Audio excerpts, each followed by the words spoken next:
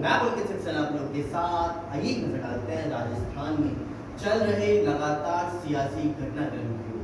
आपको बता दें कि राजस्थान के अंदर जो सियासी घटनाक्रम चल रहा है सचिन पायलट और अशोक गहलोत के बीच में चल रहा है। आपको बता दें कि ये सचिन पायलट और अशोक गहलोत के बीच में जो सियासी घमासान चल रहा है वो सीएम की कुर्सी को लेकर के चल रहा है। सचिन पायलट का मानना है कि अशोक गहलोत सीएम की कुर्सी के लायक नहीं है। वहीं दूसरी ओर अशोक गहलोत का कहना है कि मैं इस कुर्सी को नहीं छोड़ूंगा। आपको बता दें कि ये घटनाक्रम आज से नहीं 1998 से लगातार चलता रहा है। कांग्रेस पार्टी के अंदर आपको बता दें कि 1998 के अंदर मदेरना आई थी। आपको बता दें कि मदेरना ने उस समय अपना संपूर्ण योगदान देकर के कांग्रेस पार्टी को चरम सीमा पर पहुंचा दिया था। आपको बता दें कि मदेरना उस समय 1998 में आई थी और उस समय कांग्रेस पार्टी को 153 सीटों पर ले जाकर के विजय प्राप्त कराई थी, जिसको लेकर के एक मुख्यमंत्री बनने की लालसा उनके अंदर जागृत हो गई थी। लेकिन हुआ वही कि मुख्यमंत्री की कुर्सी अशोक गहलोत को दे दी गई। आपको बता दें कि उसके बाद में 2003 के अंदर आपके सीपी जोशी ने कांग्रेस की कमान संभाली और कांग्रेस की कमान संभालने के बाद में सीपी जोशी ने कांग्रेस को बहुत ऊंचाइयों तक पहुंचाया, लेकिन उनकी भी मुख्यमंत्री बनने की इच्छा अधूरी रह गई। वहीं हम आपको बता दें कि 2013 के अंदर कांग्रेस पार्टी बहुत ही निचले स्तर पर थी, लेकिन उस समय कांग्रेस पार्टी के अंदर सचिन पायलट की एंट्री हुई और सचिन पायलट के आने के बाद में कांग्रेस पार्टी बहुत ही ऊपर तक पहुंच गई। आप बता दें कि सचिन पायलट के आने से कांग्रेस पार्टी को क्या क्या फायदे हुए हैं ये मैं आपको बताता हूँ। कांग्रेस पार्टी में आने से सचिन पायलट जब कांग्रेस पार्टी के अंदर आए तो कांग्रेस पार्टी के जितने भी युवा कार्यकर्ता और नेता थे उन सबकी भागदौड़ इकलौते सचिन पायलट ने संभाली और सभी को साथ में लेकर के चले। तब आपको बता दें कि कांग्रेस पार्टी में उन्होंने 41 लाख मतदाताओं को जो कांग्रेस पार्टी के अंदर थे उनको बढ़ा करके 1,40,00,000 मतदाताओं तक पहुंचा दिया, जिसको ध्यान में रखते हुए 2018 के अंदर कांग्रेस पार्टी की बहुत ही बड़े मतदाताओं से जीत हासिल की। आपको बता दें कि लेकिन यहाँ पर भी उनका मुख्यमंत्री बनने का सपना अधूरा रह गया। जी हाँ, ये एक बार नहीं 3 बार हुआ, 1998, 2003 और उसके बाद में 2018। ये 3 बार ऐसा हुआ जब किसी का मुख्यमंत्री बनने का सपना अधूरा रह गया।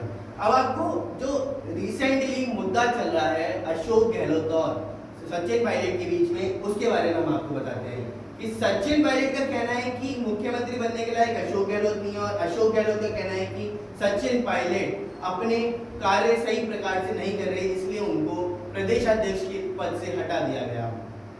लेकिन ये एक मानने वाली बात नहीं है। आपको बता दें कि बागी विधायकों के साथ जब सचिन पायलट हरियाणा में जाकर के रुके तब उनकी मीटिंग कल प्रियंका गांधी और राहुल गांधी के साथ में की गई। आपको बता दें कि उन सभी बागी विधायकों के साथ मिलकर के सचिन पायलट ने अपनी सारी समस्याओं को प्रियंका गांधी और राहुल गांधी के समक्ष प्रस्तुत कर दिया, जिसको लेकर के प्रियंका गांधी और राहुल गांधी ने एक टीम गठन करने का प्रयास किया है। आपको बता दें कि ये टीम 3 जनों की गठित की जाएगी और उस टीम के निर्णय पर ही ये पूरे सियासी घटनाक्रम का सार निकाला जाएगा। आइए नजर डालते हैं पूरी रिपोर्ट की। पार्टी पद देती है, पार्टी पद ले भी सकती है। मुझे पद की बहुत लालसा नहीं है, लेकिन मैं चाहता था जो मान सम्मान स्वाभिमान की बात हम लोगों ने करी थी वो बनी रहे। राजनीति में आज 18-20 साल से मैंने जो योगदान दिया है व्यक्तिगत रूप से पार्टी के प्रति, पार्टी की बात तो जानती है, और हमने हमेशा कोशिश करी है कि जिन लोगों ने मेहनत कर इस सरकार का निर्माण किया है उन लोगों की हिस्सेदारी भागीदारी सुनिश्चित की जाए। मुझे खुशी है कि कांग्रेस अध्यक्षा जी ने आज जो कमेटी का गठन किया है और ये बात भी जैसे वेणुगोपाल जी ने कहा कि समयबद्ध तरीके से इन सब बातों को सुनकर इसका अच्छा निराकरण किया जाएगा। मैं समझता हूँ ये एक स्वागत योग्य कदम है, इसके लिए मैं कांग्रेस अध्यक्ष का धन्यवाद देना चाहता हूँ। और मामला सीधे सारी चीजें सीक्वेंस से होती सुप्रीम कोर्ट तक चली गई। 124A राजद्रोह की धारा जो सामान्य तौर पर ऐसे मसलों में लगती नहीं है, लगाई, वो सरकार की नीयत पर सवालिया निशान खड़े करती है। फिर विड्रॉ क्यों की? और इसी तरीके से एसओजी और एसीबी